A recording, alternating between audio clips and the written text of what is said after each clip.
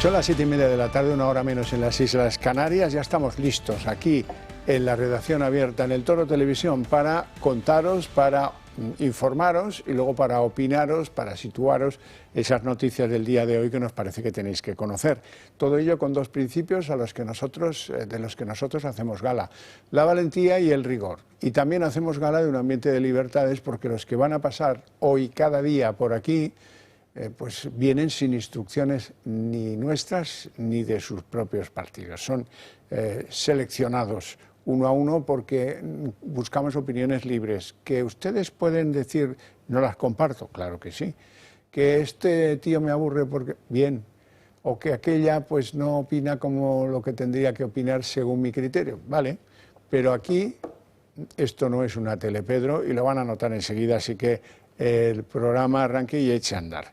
Antes que eso, tenemos que hablar de salud, porque ya me acompaña aquí don Adolfo Albistur. Muy buenas tardes. Muy buenas tardes, Javier. Con sus famosos productos tecnológicos para que nos ayuden a mejorar nuestro problema del dolor por la artrosis. Por la artrosis, es decir, aquí estamos con el pack de los 4 productos para la artrosis. La artrosis, como bien sabemos, y sobre todo las que lo padecen, pues es que nuestras articulaciones han perdido el cartílago. Es algo que se pierde, a veces antes, a veces después, con el paso del tiempo normalmente, y depende de la genética y depende de cada persona, ¿no? Pero una vez que se pierde el cartílago, ese cartílago no es recuperable. No, de momento no se ha conseguido que se pueda sustituir, ¿no? Entonces, además es que la articulación, digamos que no tiene irrigación, es decir, claro, no va la sangre, entonces es muy complicado que funcione nada ahí. Cuando nos hacen algún tipo de infiltración, claro, ellos pueden infiltrar hialurónico, pueden infiltrar algún tipo de analgésico, etcétera, o incluso las células madre, tal, pero es muy difícil que todo eso funcione. Es decir, tiene un tiempo. Entonces, ¿qué podemos hacer? Pues bueno, en primer lugar, no conformarnos con que como tenemos artrosis, tenemos que aguantarnos el dolor. No debe de ser así. Es decir, y tampoco debemos de recurrir siempre pues, a los ibuprofenos, paracetamoles, porque al final dejan de hacer efecto y encima son dañinos a largo plazo. Tenemos que buscar otras técnicas, otras herramientas, otros recursos. Inocuas, pero efectivas, que nos alivie el dolor. En este caso, por ejemplo, el tema de los guantes, que llevamos muchísimo tiempo hablando de ellos, es, digamos, el producto inicial, porque trabaja con ondas pulsantes, que van muy bien para la articulación, luego masaje, vibración y calor. Son 20 minutos, lo colocamos, nos movemos las manos para que veamos qué tal. Muchas veces digo, oye, poneros uno y luego no pongáis en el otro y vais a ver las manos cómo cambian, ¿no? Bueno, pues ese dolor va a remitir en 20 minutos tranquilamente en casa. Luego, para la parte de la rodilla, pues lo mismo, estamos trabajando con una rodillera, que aquí son 10 minutos, hay gente que la rodilla, bien por desgaste, bien por peso, bien por algún tipo de operación, pues la tiene dañada y le hace que ande mal porque le duele o que no suba escaleras. Bueno, pues aquí tenemos con terapias de luz y masaje, vibración y calor. En este caso, el cinturón, que también es muy parecido a las terapias de luz, también lleva infrarrojo para que esa zona lumbar, esa zona dorsal, pues podamos trabajarla y que nos evite ese dolor. Muchas veces es por tema posicional, porque trabajamos mucho en el ordenador, etc. Y luego este último producto, que se llama el láser multifuncional, porque se ha sacado un producto a partir, porque mucha gente nos decía, oye, es que lo mío justo es la muñeca, o es el codo, o es el hombro, o es el tobillo, o es el cuello. Claro, habría que buscar algo que se pueda ir adaptando a todos los lugares. Pues aquí tenemos este láser multifuncional que va con infrarrojo para que desinflame, para que sea un efecto analgésico, masaje, vibración y calor, además que se puede elegir diferentes posiciones para ir cambiando y que ese dolor remita. Así que tenemos todo un conglomerado de productos para que realmente esa artrosis, que no la vamos a curar, pero vamos a combatirla. Ventajas para nuestros espectadores, para adquirir alguno de esos productos, varios de esos productos, todos esos productos. Eso es, mira, tenéis un 30% de descuento. Espectadores de Redacción Abierta, del Toro Televisión, 30% de descuento. Y si compráis más de uno, pedir porque hay más descuento, ¿de acuerdo? Así que de veras, además no son caros. Llamad para preguntar los precios. Y quitarse el dolor, pues es que casi no tiene precio, ¿no? Luego también os regalamos el libro Historia de nuestros médicos, cuyo programa hacemos aquí en la casa, y el servicio de telemedicina, es decir, que tú desde casa puedas videollamar a un médico y tratar cualquier tema, no solamente artrosis, sino el que tú quieras. Así tenéis ahí un teléfono, marcad ahora para que sepamos que sois vosotros, 900-730-122. Adolfo Bistur, un placer enorme tenerte en el programa. Muchísimas gracias por aportarnos soluciones tecnológicas que tienen un gran valor, porque detrás de eso hay mucho trabajo. Mucho trabajo. Mucho trabajo, mucha comprobación, mucho esfuerzo y pues es abrir un camino innovador a combatir algo esencial que es el dolor. Si superamos lo del dolor, pues oye... Claro, pues es lo más importante. Eso es lo más importante y eso se lo facilitan estos productos de don Adolfo. Muchas gracias, insisto. Bueno, empezamos nuestro recorrido con lo que algunos llaman el juicio del siglo en Colombia. En Colombia se ha producido un juicio, la mitad de Colombia piensa que injusto, la otra mitad cree que justo. Ya saben que en Colombia manda Gustavo Petro, ya saben que hubo un presidente en Colombia que era un tipo de derechas, que era Álvaro Uribe, ya saben que Álvaro Uribe se ha constituido en la región iberoamericana como el hombre fuerte contra pues el monstruo, entendiendo el monstruo por todo lo que dimana de, pues eso, del Foro de Sao Paulo y aledaños, el Foro de Puebla y todo esto, el poder del populismo en algunas repúblicas iberoamericanas. Uribe era ese bastión, como lo fue Bolsonaro o como lo ha sido Donald Trump en el norte. Bueno, ha sufrido una derrota contundente en un juicio larguísimo, polémico y trascendente como pocos, desde luego el juicio del siglo en Colombia, porque sus demandantes son sus acérrimos enemigos políticos, el senador Iván Cepeda y el actual ministro de Justicia, ojo con esto, Eduardo Montealegre. Le han ganado la partida, aunque va a recurrir Álvaro Uribe la sentencia por, dicen, haber comprado declaraciones contrarias a esos acérrimos enemigos que les involucraron en casos penales de los que supuestamente se favoreció Álvaro Uribe. Ahí tenemos el asunto, pues es un tema en el que hablaremos algún día de estos con algún colombiano para que nos acerque cuál es la impresión de veras que tienen en Colombia de este tema. Bueno, hablamos de Canarias, ya en España, el circuito informativo en España. El cierre de 2 centros de menores de Gran Canaria ha destapado una trama muy cruel de abusos, incluso de torturas, y de contratos millonarios para quien llevaba esos 2 centros de menores, que es una ONG llamada Quórum Social 77, que fundaron en 2009 y que gestiona centros con capacidad para hasta 1.925 menores. 1 de cada 3 inmigrantes tutelados del Gobierno de Canarias está en centros de Quórum Social. Quórum Social 77 ha recibido más de 150 millones en subvenciones. Y claro, todo esto empieza a oler a chamusquina, empieza a oler de manera bastante fétida. Quiero hablar de todo eso con don Alejandro Gómez, que es presidente de Vox en Santa Cruz de Tenerife, que nos sigue a través de Zoom. Muy buenas tardes, don Alejandro, y muchas gracias por atender nuestra llamada. Muy buenas tardes, un placer estar aquí con ustedes esta tarde. Cuénteme, ¿qué se sospecha que hay detrás de esta supuesta ONG y cuáles son esos malos tratos probados, incluso crueles abusos y dicen que incluso llegó a haber torturas en algunos jóvenes tutelados en esa ONG? Sí, bueno, nosotros lo que podemos contarles, lo que he podido contarles es lo que hemos visto en los medios de comunicación, ¿no? Es esa investigación judicial con orden de cierre de ese centro, que es en la provincia de Las Palmas, y desde luego lo que sí nos llama la atención, ¿no? Y sobre lo que queremos poner un poco el foco, es que parece ser que desde la consejería correspondiente, ¿no? Del Gobierno de Canarias, pues esto se sospechaba, ¿no? Así lo manifestó la consejera en una comparecencia, ¿no? Entonces, bueno, eso es lo que nos llama la atención y luego también, bueno, pues que 2 de los directivos de esta ONG, pues bueno, pues están asociados al Partido Socialista del municipio, creo recordar, de Telde, ¿no? Entonces, bueno, pues desde luego siempre hemos sostenido que la inmigración ilegal masiva y descontrolada pues se está convirtiendo en un negocio para algunos y desde luego parece que desde luego hay miembros del Partido Socialista que se están lucrando con este negocio de la inmigración ilegal. Bueno, nosotros le habíamos llamado por otro asunto que tiene lugar en Tenerife, en su isla. Sí. Lo del campamento Raíces, cuénteme lo que ha pasado porque es bastante crudo. Sí, pues esto ocurrió en la madrugada del domingo al lunes, que no es un hecho aislado, ¿eh? Lo que les voy a contar es sobre todo la gravedad de las lesiones causadas a dos de los vigilantes de seguridad, trabajadores de ese centro de inmigrantes de Las Raíces que se encuentra en el municipio de La Laguna.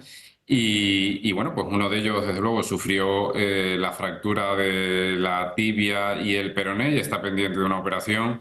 Y otro, pues fue brutalmente apaleado en el suelo con golpes en la cabeza, ¿no? Esto, insisto, estos son dos vigilantes de seguridad que fueron los que tuvieron que precisar de una asistencia sanitaria. Se tuvo que desplazar una ambulancia, aparte de la Policía Nacional, y trasladarlos al hospital, ¿no? Pero desde luego intervinieron en este hecho otros vigilantes de seguridad que también sufrieron las consecuencias pues, de un gran amplio grupo de inmigrantes residentes en ese centro, ¿no?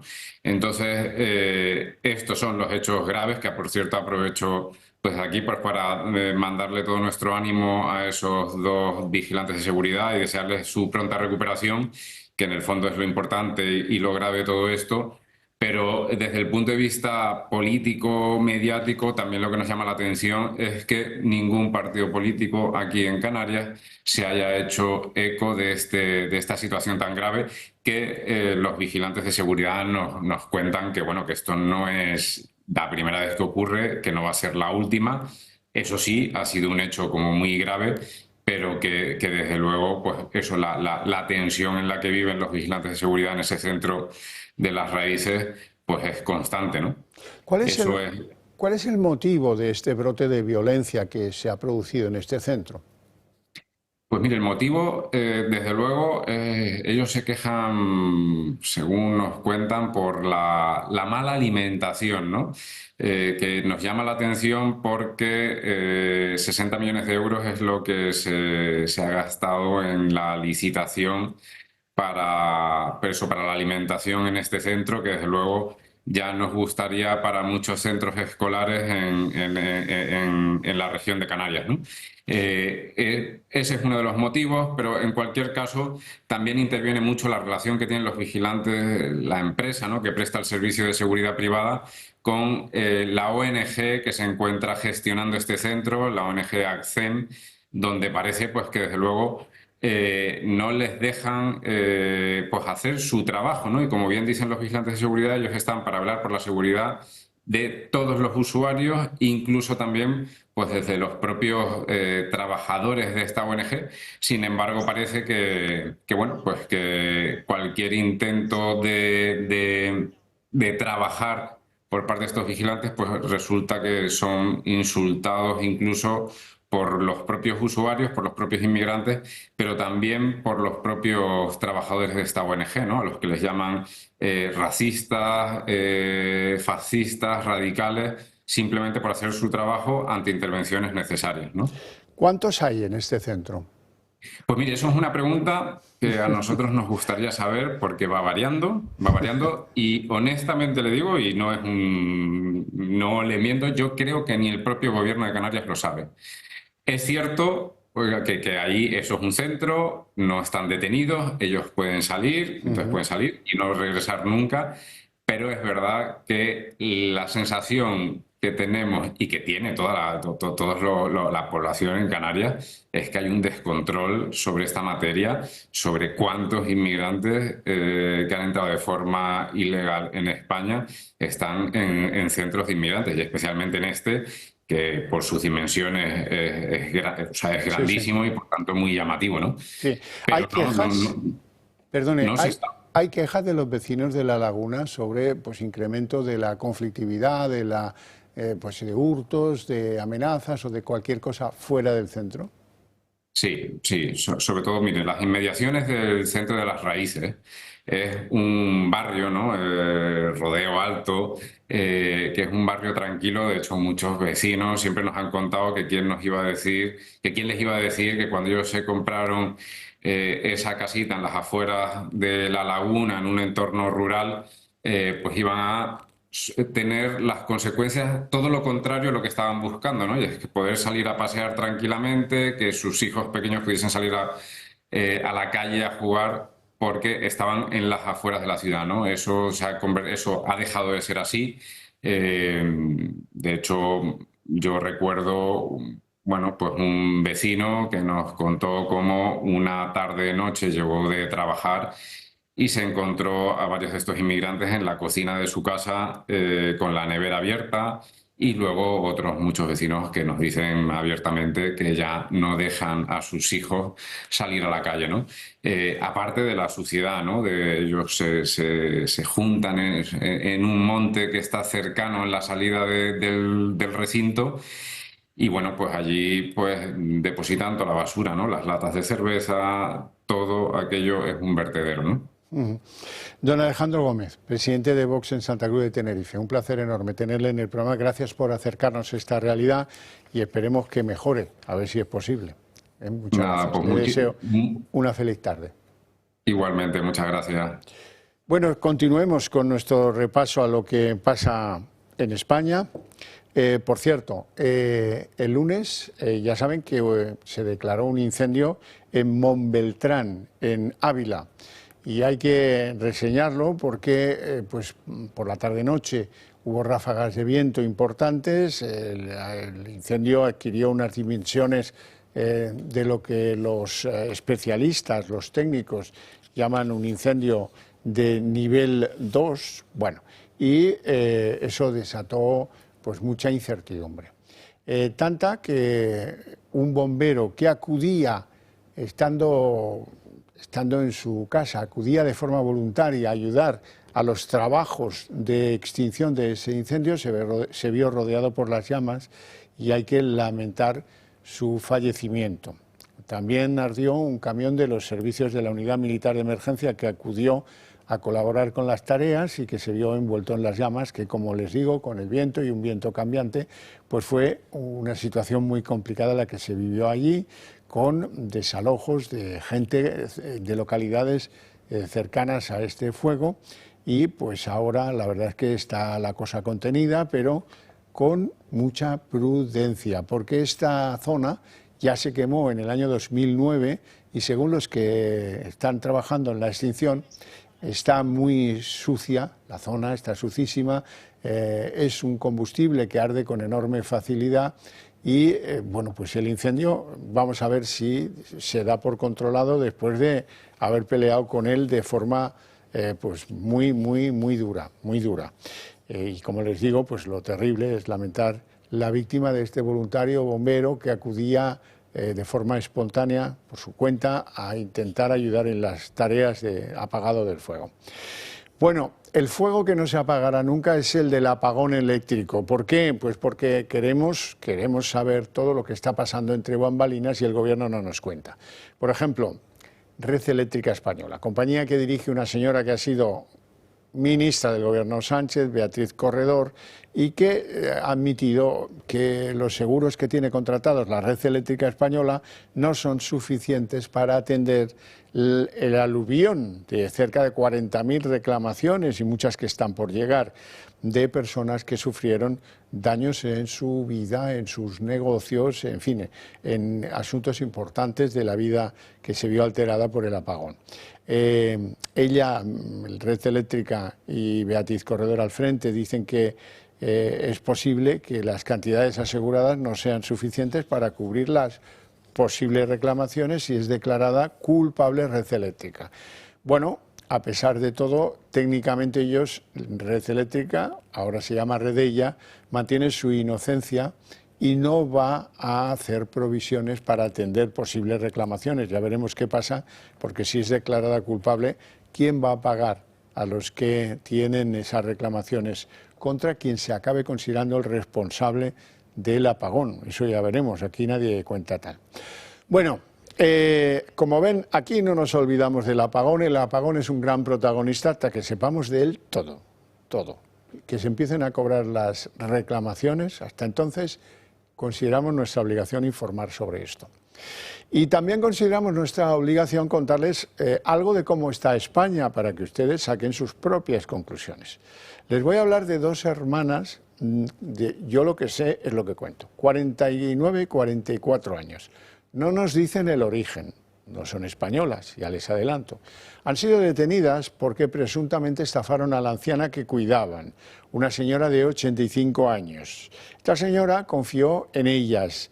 Es más, le dio a una de ellas poderes notariales para que pudiera operar en su nombre en la cuenta bancaria de su propiedad.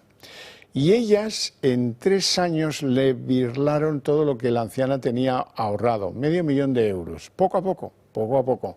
La anciana se enteró el día que fue al banco porque le habían avisado que es que no quedaba dinero en su cuenta. ¿Cómo me dice usted eso? Tal. Y cuando fue allí se descubrió el pastel. Se lo habían gastado en envíos a un país que tampoco se nos dice, donde supuestamente, aunque tampoco se nos dice, estaba su familia.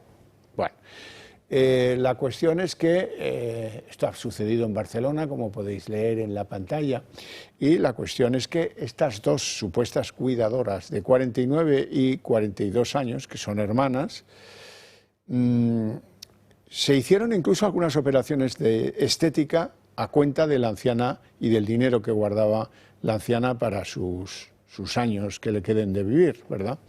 Así es que fíjense cómo es de desalmada en ocasiones las circunstancias que afectan a nuestros mayores. Es terrible que pase esto. Bueno, vamos a hablar de la Comunidad Valenciana porque ha pasado una cosa completamente llamativa. La Agencia Antifraude de Valencia sostiene que el comisionado del Gobierno de Pedro Sánchez para la reconstrucción de los daños provocados por la DANA falsificó hace 30 años un título como Diplomado en Archivística y Bibliotecnoeconomía en la Universidad de Valencia para acceder, gracias a ese título, a la administración pública y que le dieran un cargo en la Diputación de Valencia. Lo validaron de forma irregular. El informe es del área de evaluación, comprobación e inspección de la Oficina Antifraude de Valencia y ahora está en manos de la Fiscalía Anticorrupción. Este hombre se llama José María Ángel Batalla y al parecer pues ni siquiera finalizó sus estudios universitarios en la Universidad de Valencia, por lo que el pretendido título es un fraude, el que consta en su expediente personal, que le valió para ser nombrado funcionario en la Diputación, es presuntamente falso. Lo publican varios medios de comunicación hoy. Este era el hombre que los socialistas utilizaban de contraejemplo del presidente de la Generalitat Valenciana, Carlos Mazón. Además, resulta que, oiga, aquí todos, la Diputación de Valencia, que ahora está en manos del Partido Popular, está dispuesta a reclamarle a este tipo, a José María Ángel Batalla, las décadas de sueldo que ha cobrado improcedentemente porque él entró en fraude, presuntamente, a conseguir esa plaza en la Diputación. El informe de la Guardia Civil también resulta que, en otro rango de información paralela a todo esto, reprocha al órgano dependiente de Medio Ambiente que no hubiera lanzado las alertas, ya no en el territorio más afectado por la DANA, sino en otros puntos diferentes del Turia y del Júcar, lo cual vendría a atesorar la idea de que no funcionaron las alertas que los centros que dependen del Ministerio de Medio Ambiente tienen instaladas en diferentes puntos del recorrido de estos ríos en el momento de la DANA. Y de Valencia nos vamos a Aragón. Tengo que hablaros de que Jorge Azcone, el presidente aragonés, ha anunciado que va a presentar los presupuestos de Aragón para 2026, que él no contempla el escenario electoral. El presidente de Aragón hace balance de esos 2 años al frente del Ejecutivo y dice que van a invertirse en Aragón 54.000 millones y las inversiones empresariales se van a desarrollar entre pues el año 25, ya lo que queda de él, y en los primeros meses del año que viene. Azcón, que tiene las encuestas a favor y puede mantener el ritmo de gestión a pesar de estar en minoría, un año después de la ruptura de la coalición que sostuvo con Vox, que le daba mayoría absoluta en el Parlamento, dice que está dispuesto a completar la legislatura. Escuchamos a Jorge Azcón.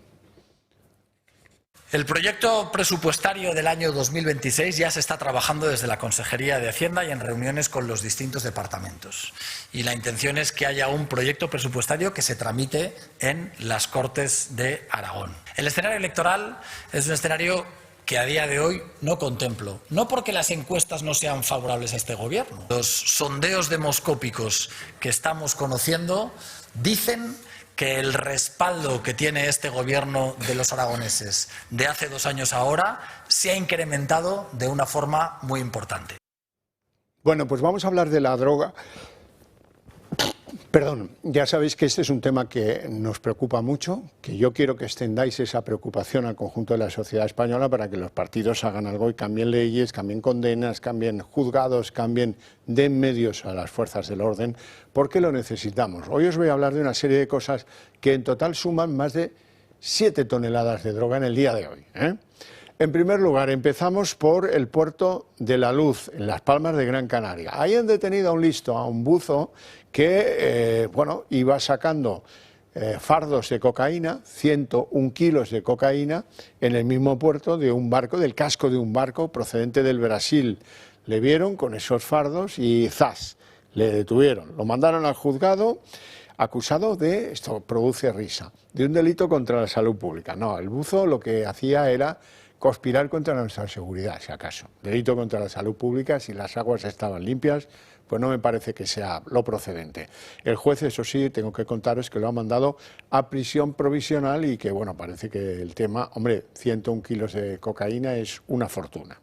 De ahí nos vamos a Cartagena. La Policía Nacional ha detenido en Cartagena 6 personas, una de ellas menor de edad, con 433 plantas de marihuana y más de 4 kilos de cogollos de marihuana, predispuestos en una operación que ha sido desmantelada en diferentes puntos de venta de droga en inmuebles situados en el barrio cartagenero de la Virgen de la Caridad. Así es que llevamos ya más de 500 kilos. Bien, ahora nos vamos a qué sé yo, Cataluña, Castellón, pero también otros lugares. Ahí han sido intervenidos 2.500 kilos de hachís a una red que operaba en el sector del transporte. Se la llevaban en dobles fondos por carretera con destino a Francia y al resto de Europa. Han sido detenidas 10 personas en Cataluña, en el sur de Francia, incluidos los cabecillas de la trama, por su participación en 4 envíos de estupefacientes en los últimos 8 meses. La droga salía de almacenes que estaban en Castellón, donde también ha habido detenciones, oculta tanto en camiones como en furgonetas con doble fondo y con escolta de coches lanzaderas que alertaban de posibles controles en la carretera. Esta organización, que tenía su base de operaciones en España, cómo no, estaba formada por individuos de nacionalidades rumana y eslovaca. Pero el negocio es el negocio y aquí este es un lugar de paso de la droga y aquí se viene y se hace negocio a costa de nuestra seguridad. Bueno, y de ahí nos vamos a ir a la provincia de Cádiz. Ahí han interceptado otro alijo, esta vez de 3,5 toneladas, 3.500 kilos de hachís que había desembarcado en la playa del Palmar, en la localidad gaditana de Béjar de la Frontera. Además de 1.400 litros de combustible preparados en bidones para abastecer a las narcolanchas, por lo que pues han sido detenidas 2 personas que ya han ingresado en prisión por estos hechos. Ojo que estos tíos, ahora lo vais a ver, tenían preparadas 1.800 kilos de bolas de hachís, curiosamente envueltas en un material de látex de color naranja, para que pareciera que a los guardias les parecieran naranjas, por el color, por la forma, tenían una bonita forma de naranjas, aunque eran bolas de droga envueltas en esa funda de látex que las convertía en redondas, o en redondas, más o menos de bolas del tamaño de lo que son las naranjas. Bueno, a ver si llegamos al punto, ahí están las bolas con aspecto de naranja, pero que no son naranjas, porque si las pelas o si las abres, quitas el látex lo que tienes es una bola considerable de 300 gramos o algo parecido a eso, de droga. Con todo ello, lo que se pretendía era dificultar la detección de la droga cuando era transportada, burlar, si lo queréis decir con mayor claridad, la acción de las fuerzas del orden y de la seguridad de nuestra sociedad. Ese es mi compromiso, traeros pruebas. Hoy hemos hablado de 7.000 kilos de droga en un día, pero ¿qué está pasando en este país? ¿Vamos a ponerle freno? Evidentemente, juntos podemos ponerle freno, hay que insistir, hay que ser pesado, ya lo siento. Bueno, CUD amigos, pendientes de que nos ayudéis a servir de correa de transmisión de las ideas que compartimos para que con vuestro apoyo podamos llegar a más y más españoles que entiendan esas ideas, que las empiecen a compartir y que luego actúen y voten en consecuencia. Libertad, pero conscientes de lo que pasa, que no vean Telepedros, sino que tengan otra voz distinta que les ilustre en lo que nos parece que es lo grave de nuestra sociedad. ¿Cómo hacerlo? Hay diferentes maneras de apoyarnos. Si entráis en la web del Club de Amigos del Toro Televisión, las veréis. La más sencilla de todas, haceros socios del club, y eso es tan simple como hacer una llamada al teléfono 91-616-2464 y en 5 minutos el tema queda resuelto y nos estaréis apoyando en esa labor casi pastoral que nos queremos otorgar para que España cambie de rumbo y vaya mejor.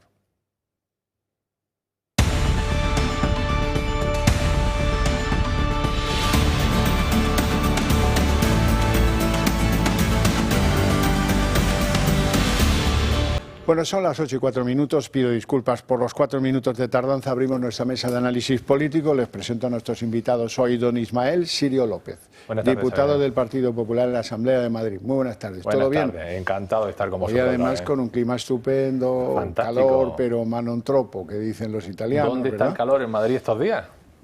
Ya. Hace buen tiempo. Claro. Don José Rosiñol, muy buenas tardes. ¿Qué tal?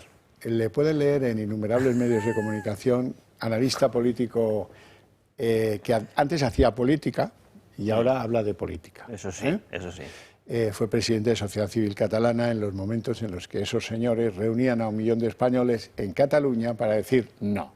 Con nosotros y con nuestro dinero no contéis. ¿Le puede hacer un apunte del tiempo? Este tiempo... ¿Político o no, climatológico? Tal cual, climatológico. Bueno. Esto es culpa del cambio climático. Sí. Si hace buen tiempo, hace mal tiempo, cambio climático. Sí. Esto es lo mismo. Sí. Greta estaría ahora de los pelos. Si yo no hace mucho calor en Madrid. Atribuir las diferencias que mantengo con mi suegra también al cambio climático, no lo sé. Bueno, hoy es un día de gozo y alegría porque el Tribunal Supremo, eso sí, con un voto discordante, pero ha confirmado el procesamiento de Álvaro García Ortiz, el fiscal general del Estado, que ya no tiene capacidad de recurso, está al borde del banquillo este hombre. Es un tipo un poco extraño. Como ya no tiene capacidad de recurso, está claro que tendrá que sentarse en el banquillo y desde la óptica de los que vemos este procedimiento, desde que comenzó, resulta que está bastante claro que esto conduce a una condena bastante clara. Pero, bueno, Moncloa le mantiene en el cargo, le mantiene la confianza, no hacen caso, yo no sé a quién escuchan, si a Bolaños o al SER, o sea, Àngels Barceló, yo qué sé, quién escuchan, el consejo que les dan creo que es malo porque daña a las instituciones, daña a la Fiscalía. Este es el jefe de la Fiscalía. Si no muestra... ¿Y qué es la Fiscalía? Pues es el instrumento que, según la Constitución, tiene encomendada la promoción de la acción de la justicia y velar por la independencia de los tribunales y procurar ante estos el interés social. En todo eso hay unos condicionantes que estipulan en qué condiciones debe abandonar el cargo. No lo van a seguir, están en el más puro sanchismo, en una especie de declaración de rebeldía ante la lógica. Si este tío va a ser condenado, y es evidente que sí, pues chico, ahórrate el drama. El drama va a venir en otoño se va a producir el juicio. Y claro, las cosas son bastante obvias. Dice el escrito que dice que tumban el recurso de este caballero, tiene en cuenta 2 o 3 cosas. La principal, que él dijo no busquen más, fui yo. ¿Os acordaréis al principio de este asunto? En segundo lugar, el voto del magistrado en su favor, el que vota en contra de decidir tumbar su recurso, en la sala de alegaciones, deja bastante claro que hay una vinculación con la voluntad de hacer daño a un oponente político, en este caso Isabel Díaz Ayuso. Pues oye, blanco y en botella, ¿no? Y por último, también dicen que es una declaración efectiva de culpabilidad haber hecho trizas sus redes sociales cuando entraban a registrar su despacho los chicos de la UCO. Así que, oiga, ¿ante eso qué? Pues ante eso, en las redes Feijóo ponía este tuit que vale la pena leer porque yo creo que deja las cosas muy claritas. Quien se sienta en el banquillo de los acusados no puede perseguir delitos. Bueno, una obviedad, pero hay que decirla, ¿no? El fiscal general debe dimitir inmediatamente, no puede seguir ni un minuto más. Bueno, pues no, va a seguir porque no hay... porque es un pulso permanente a la lógica y a la Constitución, lo de este gobierno, de un tío que tiene que gobernar presentando presupuestos, no lo hace y dice que lo va a volver a repetir el año que viene, mejor dicho, que los va a presentar los presupuestos, cosa que no se cree media España. Pues si se salta un precepto constitucional, él, ¿qué más va a dar si a este lo quema en la batalla de los tribunales? Bueno, dicho esto, Ismael, ¿qué te parece? Efectivamente, quien se sienta en el banquillo de los acusados, ¿cómo va a perseguir ningún delito? Es tremendo. Lo mínimo que podemos pedir en democracia, lo mínimo que podemos pedir es que las instituciones defiendan a los ciudadanos. Y en este caso lo que se está produciendo es todo lo contrario. Que las instituciones están atacando a los ciudadanos, más propio de sitios como Venezuela, como Cuba y todos esos lugares. Y todo por atacar políticamente a la presidenta de la Comunidad de Madrid, lo cual me parece tremendo. Lo cual significa además que en cualquier momento cualquiera de los que estamos sentados en esta mesa, si tenemos un problema con Pedro Sánchez o con este gobierno, podemos ser perseguidos, o bien por la Fiscalía General del Estado, que de quién depende, o bien con cualquiera de las otras instituciones. Así que sí, efectivamente, el fiscal general del Estado no puede pasar ni un minuto más sentado en su puesto de trabajo. Sí, sí, pero olvídate. ¿Ya? Olvídate, esto lo que hace es deja echar girones el cuerpo de los fiscales de este país, porque es decir, que les ha destrozado el prestigio que se han ganado durante muchos años y que lo han perdido por este tipo. Don José. Pues yo creo que hay cosas que sabemos. La primera, que al actual gobierno le importa 3 pepinos la legitimidad y el prestigio de las instituciones públicas. Esto ya es un hecho evidente por su propia actuación. Segundo, hay una presunta utilización de instituciones públicas contra ciudadanos privados, porque el novio de Ayuso es un ciudadano privado que tendrá sus cosas con Hacienda, ¿no? Cosa que me importa 3 pepinos igualmente. Esas son las constantes del sistema. Pero la pregunta es, ¿por qué no lo destituyen? Esa es la pregunta a responder. Entonces, no es por la institución, porque les es igual, porque al final solo quieren lo suyo, sino y preguntémonos si un fiscal del Estado es destituido y empieza a cantar la Traviata, porque si alguien sabe de cosas extrañas es un fiscal general del Estado con este tipo de presuntas connotaciones con el actual Ejecutivo. Entonces, ¿puede ser una medida preventiva para que no abrir otro frente? Porque ya habéis visto que todo lo que estaban los Coldos y compañía cantan también. ¿No será una cosa preventiva, cuidadín, cuidadín, cuidadín, que a lo mejor sabe presuntamente muchas cosas contra el Ejecutivo? Porque si no, no tiene ninguna razón de ser, ninguna. Porque ahora sería el momento comunicativo. Estábamos prácticamente el 1 de agosto. Claro. Lo haces ahora y el efecto es mínimo a nivel político o electoral. Hay que hacerlo porque está imputado definitivamente y se va a sentar en el banquillo. ¿Es que es así? Sí, pero es esa tozudez, esa chulería de Pedro Sánchez de desafío. Yo soy un maverick que desafío al orden. La Constitución, a mí que me importa. Y que si no, yo los presentaré, los presupuestos, pero si no me los aprueban, pienso seguir y acabar la legislatura sin presupuestos. ¿Qué más da? Que lo diga la Constitución. ¿Y a mí qué? ¿A mí qué? Pues aquí pasa lo mismo. Este es de los míos, me hace un servicio ahí, se quemó en la persecución de Isabel Díaz Ayuso, que es un enemigo político mío, no suyo. Entonces, Equivocadamente, él piensa que le tiene que mantener en el cargo todo el tiempo que pueda. Todo el tiempo que pueda. Y ya veremos, ¿eh? Ojo con las sorpresas que ya hemos visto demasiado. Que no llegue la apisonadora del Tribunal Constitucional cuando pase la sentencia, le acepten un recurso de amparo de esos que solo aceptan un 1%, a los 99% de los españoles que van al Constitucional para ver si les amparan, les dicen, nada, ¿tú qué te has creído? Pequeñín, ala, vete a la cola del obrero.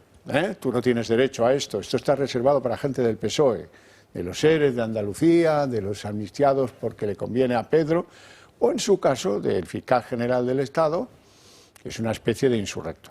Lo que pasa es que han cometido otro error, un error que espero aproveche, a mí me da igual, francamente, pero al establecer el magistrado Andrés no sé cuántos, el magistrado, digamos, progre, que está en contra de que procesen al fiscal general del Estado, establece una relación entre el caso que afecta al ciudadano Alberto González Amador y una especie de guerra política contra Isabel Díaz Ayuso. Con lo cual, como esto acabará en condena, pues lo del caballero Alberto González Amador tiene ahí una puerta enorme por la que cabe un autobús cruzado para defender la nulidad de otro proceso, el que parece que tiene, que alimenta a la Fiscalía, la Abogacía del Estado, le piden 4 años de cárcel, llevamos varios días hablando de esto, pero bueno, ellos verán, ¿verdad? Ayer quedamos bastante afectados todos ante una descripción de España que no reconocemos. Dice el presidente Sánchez que está haciendo 100.000 viviendas. Han caído, el anterior compromiso eran 184.000. No sé qué ha pasado, porque nadie ha visto las 84.000 de diferencia, ni las 100.000, ni las va a ver. Entre otras cosas porque el señor Sánchez no sabe que no tiene competencias en materia de vivienda. No sé cómo las piensa construir, es un misterio. Dice que tiene 22 millones de españoles trabajando como nunca, trabajando con unos sueldos de miseria y unas condiciones absolutamente pírricas. Ese es el resultado cierto de todo esto. Y luego dice que, hombre, que la capacidad de compra ha crecido desde que el gobierno 9%. La capacidad de compra de los hogares. Fíjense cómo puede llegar a ser uno ladino. Ladino en el sentido perverso del término. Porque vamos a ver, los hogares, ¿qué unidad básica de definición estadística son? ¿Eso qué significa? ¿Cuánta gente trabaja en los hogares? ¿Cuánta gente vive en los hogares? Vamos a un término que nos identifique mejor y sea más académico. La renta disponible per cápita. Fíjese usted de Martín Galas, para confundirnos, para liarnos, para aparecer ante los pocos que le votan ya, espero que sean cada vez menos, como el que ha librado la batalla y el que nos ha puesto encumbrados. Bueno, de todo esto nos habla ahora Magalí Bujía. Y fue el mismo presidente quien dijo que la renta disponible real de los españoles creció un 9% desde el 2018. Pero según la OCDE, desde 2007 la renta per cápita en España solo subió un 4,9%, por debajo del 27,5% de la media de los países desarrollados. Se trata del cuarto peor resultado entre los países desarrollados. La media de la OCDE de ese mismo periodo ha sido del 27,5%. El dato del 9% que cita el presidente Pedro Sánchez hace referencia al aumento agregado de la renta de los hogares desde el 2018 y no refleja una mejora real del poder adquisitivo individual, sino que se explica por el aumento de empleados y pensionistas. Entonces, mientras tanto, el precio de la vivienda subió un 12,2% en el primer trimestre de 2025, según el Instituto Nacional de Estadística. En 2024, el gasto medio de los hogares alcanzó los 34.044 euros. Es un aumento del 4,4% respecto al año anterior. Ese incremento se debe en parte a la inflación, que fue del 2,8% en 2024. Mientras tanto, los alimentos y las bebidas no alcohólicas aumentaron más de un 1%, siendo una de las partidas más relevantes en gasto familiar, por supuesto. Estos son los datos reales de la economía en España. Los datos reales, gracias Magali. O sea que él presume de un crecimiento de la renta per hogares, es una medida nueva del sanchismo.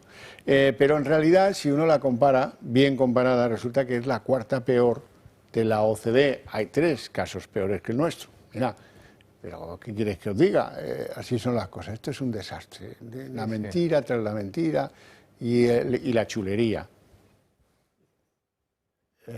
Como decía el otro día, cuando no le aprobaron el decreto de antiapagones, ni tan mal. Chulería de inculto juvenil que quiere dárselas de expresiones juveniles de estas inapropiadas. Totalmente. Bajemos a lo sencillo, bajemos a lo llano, al piso, para hablar de la economía de la familia. Con 50 euros ahora nos llenan no la mitad, ni un tercio del carrito de la compra.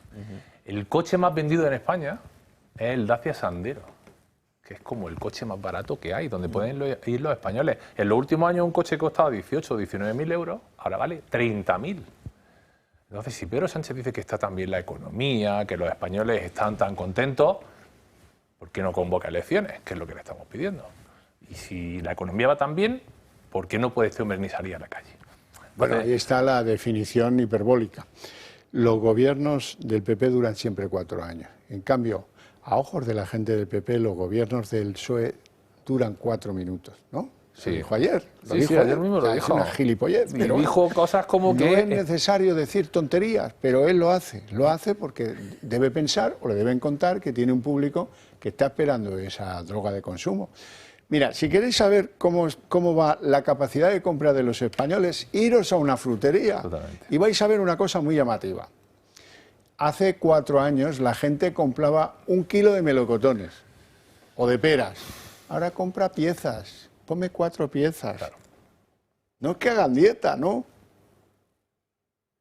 Es la tela.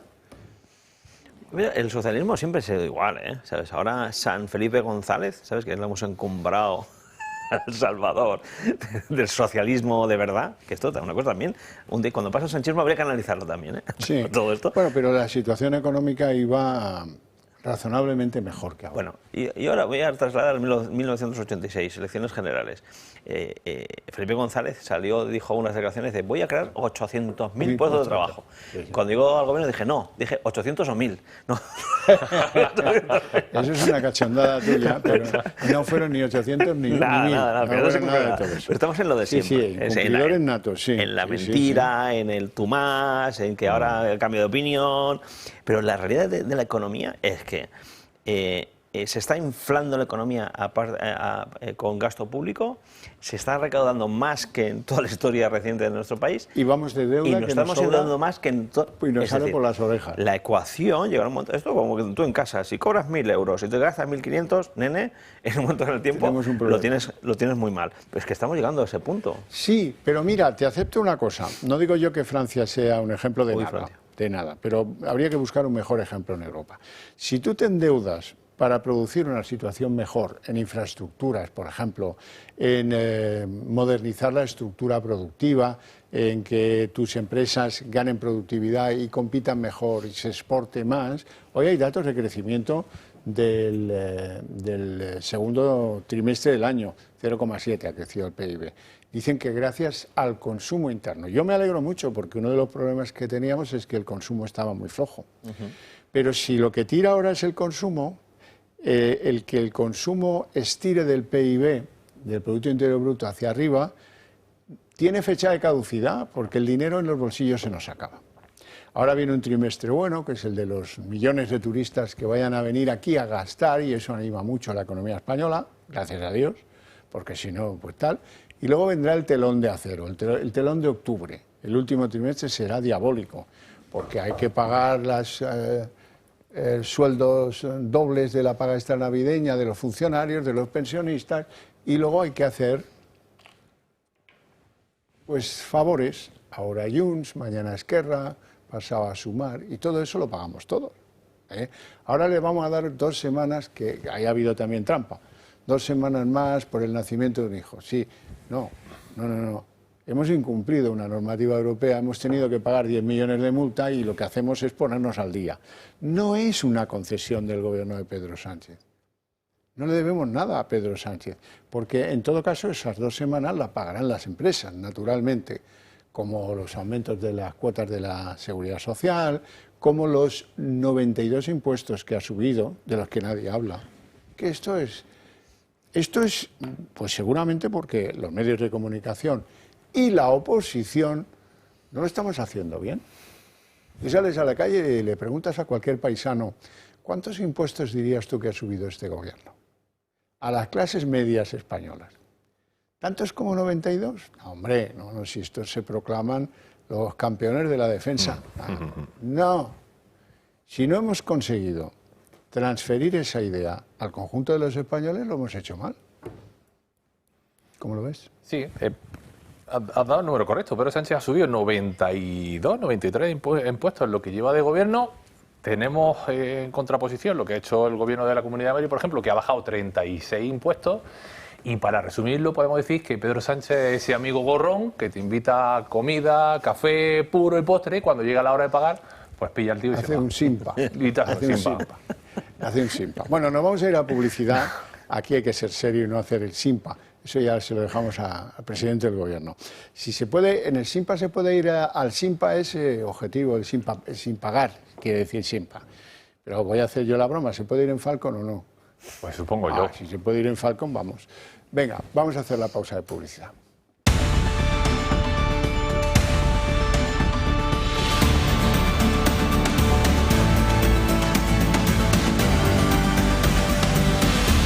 Ahora vamos a la teledosis de los mensajes y de los audios de Koldo, de Ábalos, de todos estos. Esta vez llevan 2 días ya que han sacado del carcaj unas flechas, ¡fuac!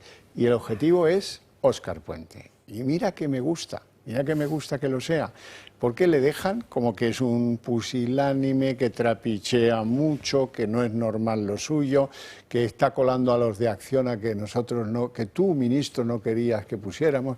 Bueno, esto se pone interesantísimo. Eso en conversaciones con terceros, con algunos jefecillos que había ahí en transportes, porque Koldo, como era el ministro en funciones, pues hablaba y todos se cuadraban.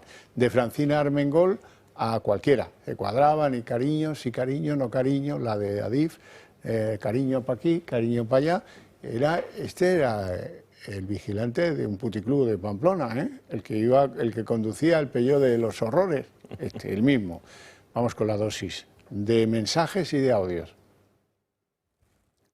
El denominado como caso Koldo sigue bajo el foco de las investigaciones judiciales. Un caso, recordemos, que no solo pone entre la espada y la pared a Koldo García y a José Luis Ábalos, sino que poco a poco acecha también al propio presidente del Gobierno.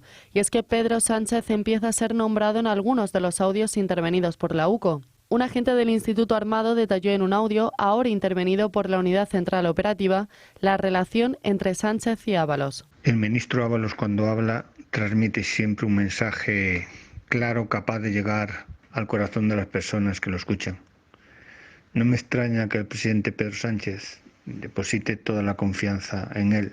El autor de este audio no se identifica, solo asegura pertenecer a la Guardia Civil, pero no duda en alabar al exministro de Transportes, asegurando que siempre transmite un mensaje claro. A quien sí podemos identificar en otro audio es a Koldo García, asegurando que Óscar Puente tiene bastantes trapicheos.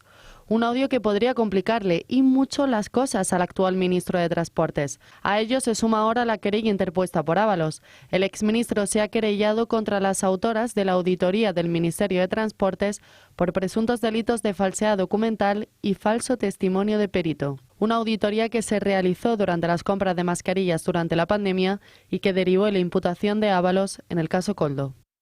Eso es estupendo, señor. Yo es que me lo paso bomba con los audios, los WhatsApp, todas estas cosas, estos pequeños detalles. ¿Estos tíos cuándo trabajaban? Yo no sé, desde que trabajaba un poco. Lo que sí te digo que yo ahora no gano para comprarme palomitas, porque esto como si fuese una serie, un serial de todo esto. Pero como ves las flechas que se van cruzando entre unos y otros, o sea, aquí va a salir lo que no está escrito a partir de septiembre. Y hemos de estar muy atentos porque hay cada vez los parapetos que llegan al número 1, a la X de todo, cada vez son menos. Y hay que estar muy atento por dónde van las cuestiones. Ahora bien, la puñetera realidad es que nuestro presidente del gobierno solo se puede ir si él quiere irse. Porque por ahora la oposición, los los socios que le mantienen lo van a mantener hasta la náusea, porque se van a aprovechar, para vender lo poco que queda de nuestro país. Pero lo que va a salir, por lo que parece entre ellos que se empiezan a fuego cruzado, va a ser tremendo, vamos, palomitas. A mí que Óscar Puente haya salido en los audios de Koldo no me sorprende, porque alguien se esperaba de verdad que Óscar Puente no iba a estar en estos audios, si Óscar Puente es del mismo club. Y es muy gracioso porque además, claro, en los audios no dice Óscar Puente, dice solo Óscar.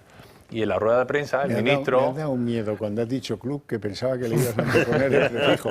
Digo, uff, qué lío nos va a meter. Y en la rueda de prensa Óscar Puente dice que es un Óscar, pero que no será él. Claro, que también habla de Pepiño, que no será Pepiño Blanco. Claro, y evidentemente, pues seguramente... Aquí hay unas iniciales que quedan por aclarar. Son las de ese dirigente político socialista, iniciales J.B. Sí. que acudía a las saunas del suegro Sabiñán. Ahí hay 2 o 3 candidatos. Bueno, 2 o 3 candidatos. A lo mejor son varios los candidatos. Pues seguramente, seguramente. Así que... Es un ganador exáqueo. Sí, yo creo que después de esto que están diciendo, a Óscar Puente le vamos a llamar Óscar Trapicheo. Óscar Trapicheo, mira qué bonito. Mira, me ha encantado, te felicito. Bueno, le he dicho al juez a Koldo que ya está bien, oiga, déjese usted de rollo. Que le pedía que se guardaran más celosamente las grabaciones, que no se utilizaran, que las congelaran, todo este batiburrillo de información que proviene de los alijos del amasijo que tenía este hombre de dispositivos y grabaciones. Hay quien dice que grababa incluso a su hija cuando dormía, que quería tener la respiración de la niña, no sé, una cosa incomprensible. Pero él sigue en lo suyo. Le dice el juez que tampoco le gusta que vaya de televisión en televisión dando entrevistas y más entrevistas y tal. Y aquí tienen lo que hace Koldo, ir a las televisiones, donde dice que a él le da mucha penita Santos Cerdán, porque no entiende que siga este hombre en prisión. Pues hombre, a mí me parece una salvajada lo que han hecho con ese señor, personalmente. ¿Por qué? Porque tengo mi opinión, jurídicamente no entiendo por qué está en prisión. Salvajada o no salvajada, yo lo que os tengo que contar es que han descubierto que la hermana del santo varón, Santos Cerdán, también cobraba de Servinavar. La constructora de la trama, la que le vendió el 45% a Santos Cerdán, le pagó 22.000 euros en el año 2020. No hace tanto, ¿eh? Esta es documentación de Hacienda, enviada al juzgado, la Hacienda de Navarra. Y también han descubierto que, mira, transfirieron 69.000 euros, la empresa que tiene 9 empleados, transfirieron 69.000 euros a un tal Óscar Arizcuren, que fue secretario general de UPN y exdirectivo de AENA. La pregunta es, ¿ese dinero era mordida por alguna obra o qué demonios era? 69.000 euros es un dinerito, ¿eh? Sí, yo has puesto este vídeo y estaba a punto de ponerme a llorar, porque la verdad que la pena que da Koldo, lo habéis visto cómo sale en el programa con esa gorrita, con cara de pena, y que hay que ver cuánto daño se le ha hecho a Cerdán. Pero claro, mientras que Cerdán y él se iban de prostituta, iban cogiendo mordidas, de ahí no pensaban el daño que le estaban haciendo a nadie. Y sobre todo sorprende, porque me he entretenido en ver la entrevista entera, es que dice que de los 22.000 audios que tiene, que él no lo ha grabado. O sea, es increíble, que él no ha grabado ninguno de los audios. Tremendo, pero es que además dice que lo de las mordidas es también mentira, que también ha salido el audio y todos hemos escuchado cómo se repartían el dinero, 10.000 euros por aquí, 60.000 euros por aquí, coloca a esta sobrina, por llamarlo de alguna forma, en este sitio. Así que a mí personalmente no me da ninguna pena todo lo que les pueda pasar a Cerdán, a Koldo, a Ábalos y a todos estos que han jugado con el dinero de todos los españoles, que aquí hay gente que se levanta a las 5 y a las 6 de la mañana para trabajar, que está hasta aquí de impuestos, mientras que está viendo a esta gente cómo se lo lleva. Pues lo curioso de este mensaje de apoyo a Cerdán es ¿a quién beneficia? Porque es muy extraño. Cui prodest. Sí. ¿A quién beneficia este mensaje? ¿A Cerdán? ¿A él? ¿Sabes? Es muy extraño, ¿sabes?, esta defensa de Cerdán. Yo creo que aquí hay algo que se nos escapa. ¿Es una amenaza a un tercero? ¿Es lo que quiero decir? Porque si no, no tiene un sentido. Te hacen una entrevista en una situación judicial como la que tienes, tan complicada, en una situación mediática tan complicada, y utilizas esta bueno, ya sabes que a ventana. veces el ser humano pues tiene sus afectos y a lo mejor le manda un cariñito vía medios de comunicación. Vaya usted a saber. Noticia que no deben ustedes creer. Han entrado a robar en casa de la ex de Ábalos, donde vive la hija de Ábalos, y de ahí se han llevado 2 ordenadores, unos móviles y tal. No, esto vamos a verlo, que lo publican algunos medios, no, yo no me lo voy a creer, porque Pedro Sánchez nos dijo ayer que las calles de este país son las más seguras del mundo. Y como son las más seguras del mundo, esto no ha podido ocurrir. ¿Cómo que han entrado en casa de esta señorita o de la madre de esta señorita y lo han dejado todo patas arriba y se han llevado los ordenadores? No puede ser, esto es completamente no creíble, ¿no? Así es que ni lo vamos a comentar. Vamos con lo que quiere cambiar Feijóo. Dice que en los 100 primeros días de su hipotético triunfo electoral piensa derogar 7 leyes sanchistas, 7, que van a ver ustedes cuáles son y qué sentido tiene ese compromiso. Con el modo electoral activado, el presidente de los populares, Alberto Núñez Feijóo, además de redefinir la estructura de su partido, ha prometido que derogará las 7 leyes sanchistas más lesivas para España, si llega a la Moncloa. Es uno de los 10 compromisos que tiene preparados para los 100 primeros días de gobierno. Feijóo ha repartido los deberes a los suyos y pretende tener el listado después del verano. Lo elaborará Alma Ezcurra, la nueva vicesecretaria de Coordinación Sectorial. La primera será la ley de amnistía, aunque los efectos jurídicos son irreversibles. Desde el PP creen que es un símbolo de su intención, la de acabar con el sistema normativo. Otras 2 de las leyes que Feijóo quiere eliminar son las pactadas con Bildu, la Ley de Memoria Democrática y la reforma de la Ley de Seguridad Ciudadana, que desprotege a las fuerzas de seguridad del Estado. Lleva meses paralizada y según el acuerdo con los herederos políticos de ETA, Sánchez debe dar el visto bueno antes de que acabe la legislatura. Otra de las leyes que pretende derogar es la de vivienda, causante, dicen desde el PP, del encarecimiento del mercado inmobiliario. También estarían en su punto de mira los primeros días de gobierno la ley trans, porque según los populares es una norma mal planteada, y la conocida como ley CELA, porque la consideran perjudicial para la educación especial, ataca al castellano y complica la libertad de los padres para elegir el centro educativo de sus hijos. La última norma que Feijóo se compromete a revocar si llega a ser presidente tendrá que ver con el Código Penal y la reforma de Sánchez para beneficiar a los líderes del proceso, eliminando el delito de sedición y rebajando las penas por malversación. Según fuentes de Génova, la publicación de este listado de leyes sanchistas a derogar irá acompañado de las propuestas para sustituirlas, muchas de ellas aprobadas en el Senado, pero bloqueadas en la mesa del Congreso. Bueno, no sé. Lo de la amnistía, bueno, simbólico, porque ya no es reversible. La amnistía, una vez se le han dado esto, pues ya está. Lo de la memoria histórica, vamos a ver con qué entusiasmo lo defiende en caso de que llegue a la Moncloa Núñez Feijóo. Yo no me imagino al PP arrancando la estatua esta que está aquí cerca, el nuevo ministerio, la de Indalecio Prieto, que no sé por qué sigue ahí, porque aquí se persiguen unos símbolos, pero otros no. Aquí se persigue el Valle de los Caídos, pero la memoria de Indalecio Prieto, ahí está, la estatua. Pegadita a un instrumento público, los nuevos ministerios. Ahí están cobijados buena parte de nuestro power. No me imagino al PP arrancando esas estatuas, la verdad. Bueno, vamos a ver. La verdad es que hay que ponerse duro. Mira, yo soy muy de los de rodillo. De cuando uno entra a los sitios hay que limpiarlos, como lo que dice Feijóo. Lo que está diciendo Feijóo, en resumen, es como lo que le pasa a la gente que vuelve a la casa que le han ocupado. Cuando uno tiene una casa y se va y se la ocupan, desgraciadamente que ahora está pasando mucho. A pagar. Bueno, algunos sí recurren a eso, pero cuando uno vuelve a su casa... No, a pagar las reparaciones, digo, hombre. Claro, por supuesto. ¿Cómo se encuentra la casa? Los muebles destrozados, han vendido la mitad de las cosas que había, todo lleno de mierda, de basura por todos sitios, y cuando uno entra, pues tiene que entrar con el KH7, con la lejía, con el amoníaco, con el aguarrás, con los estropajos y limpiarlo absolutamente todo. Bueno, pues a eso es lo que se refiere Feijóo cuando dice que va a derogar leyes, porque tiene que entrar a una casa y empezar a gobernar con una casa que esté totalmente limpia.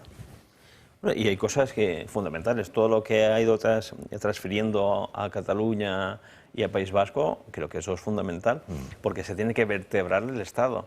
El Estado tiene que funcionar como un Estado. Yo sinceramente, quizás en el futuro lo hagan, no tengo ni idea, porque como bien sabéis no pertenezco a ningún partido, pero echo de menos cosas más propositivas.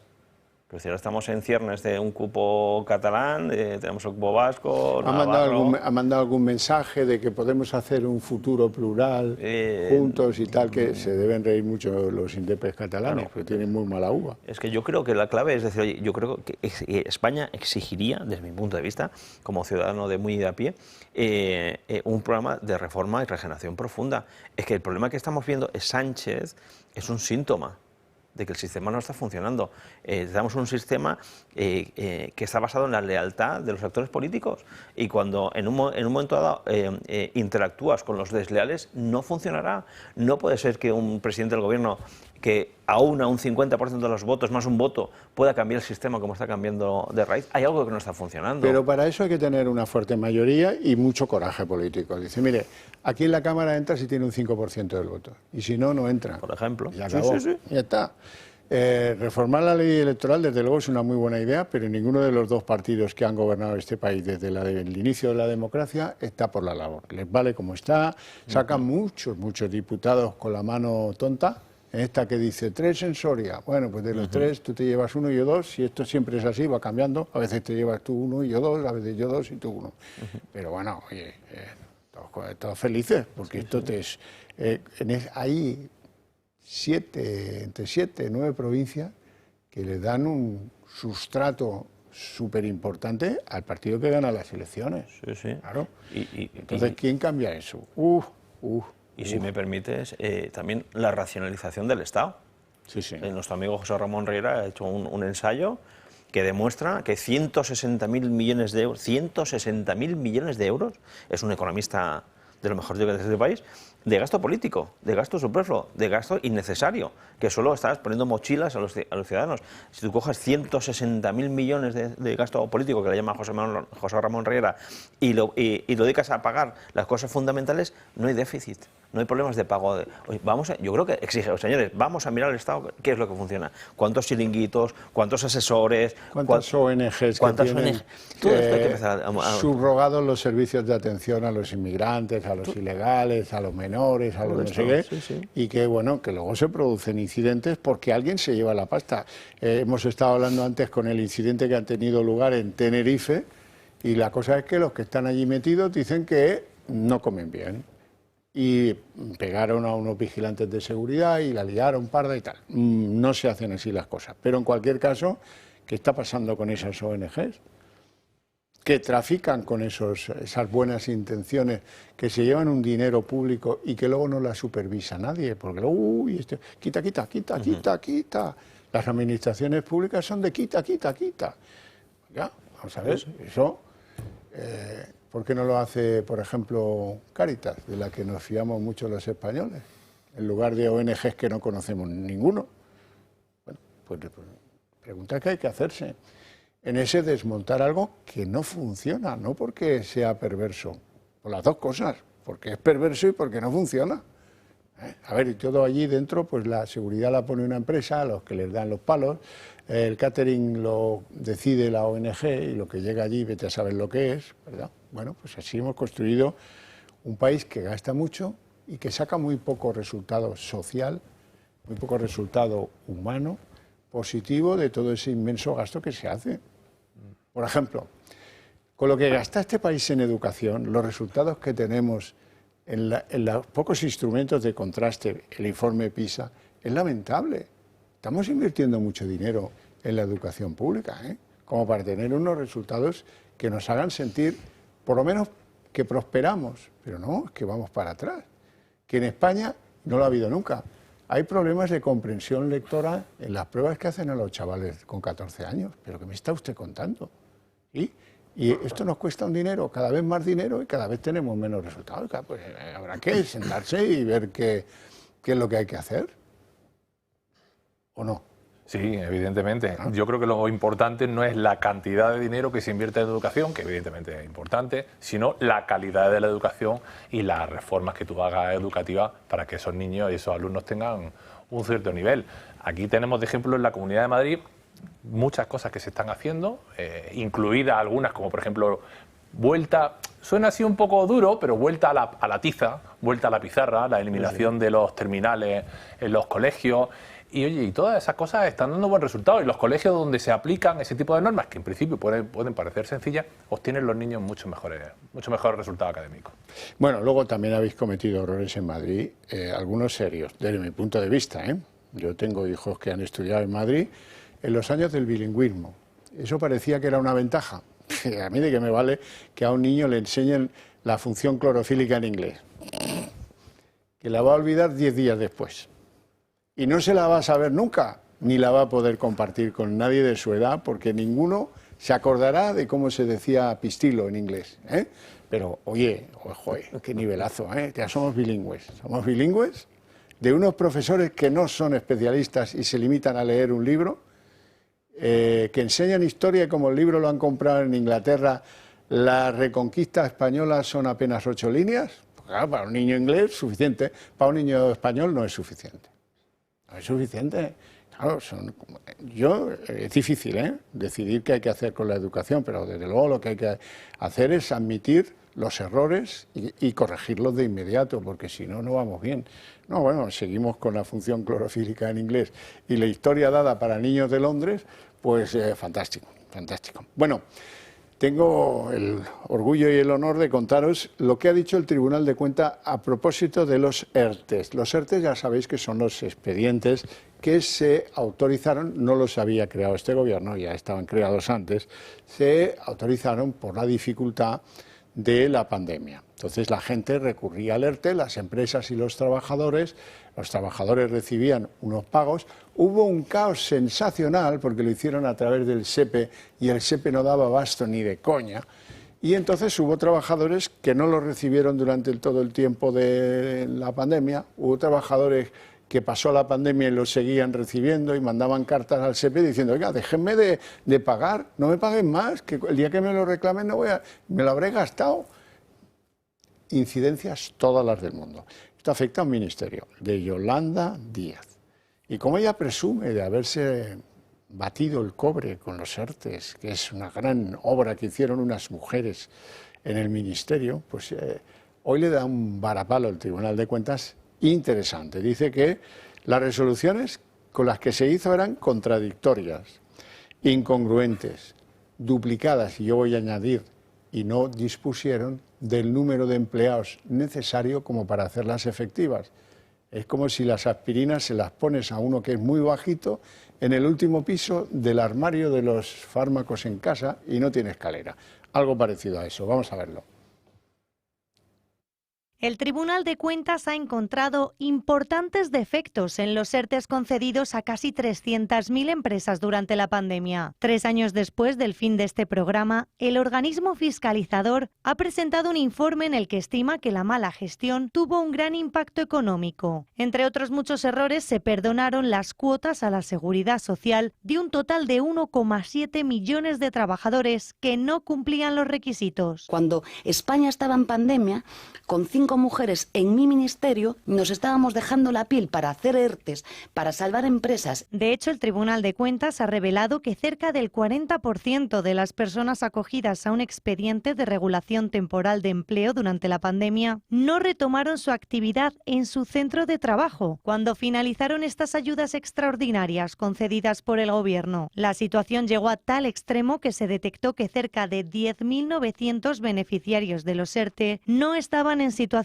de inactividad, o al menos no se comunicó así. Es decir, que algunas empresas lograron incluir a sus trabajadores en el ERTE, sin justificar que su actividad se hubiera interrumpido por los confinamientos. El caos en la gestión fue tal que hubo duplicaciones en la tramitación de los expedientes e incluso fueron autorizados por órganos que no tenían competencia para ello. El Tribunal de Cuentas habla de resoluciones contradictorias e incongruentes. Sí se reconoce la excepcionalidad del momento, pero señalan que existieron deficiencias de coordinación entre administraciones que dificultan, incluso a día de hoy, el control adecuado. El Tribunal de Cuentas denuncia además que la escasez de inspectores de trabajo impide analizar y perseguir el fraude en estas prestaciones, ya que solo se ha actuado sobre el 4% de las empresas sospechosas de incumplimiento por los ERTEs.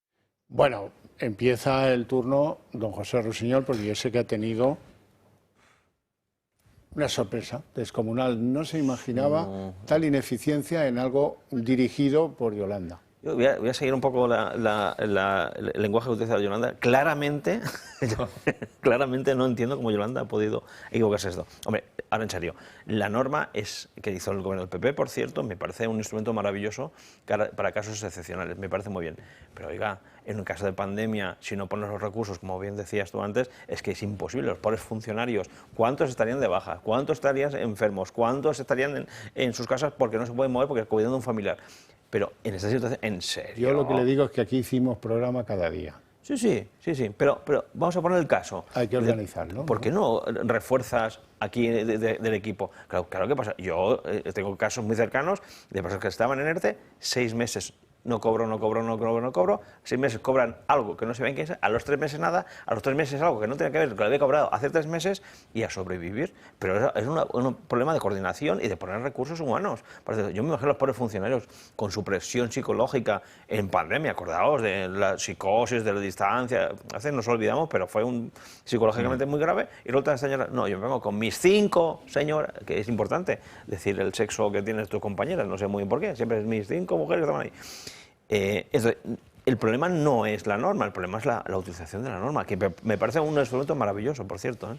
Ismael Sirio López. Hay que preguntarse qué tipo de controles tenían para controlar cuando daban este dinero, porque estamos hablando, como hemos visto ahí en la pieza, que no son 1.000, ni 2.000, ni 3.000, ni 100.000, 1,7 millones de ayudas que han estado mal dadas. O sea, a esta gente de la izquierda lo que más le importa no es ayudar, es repartir.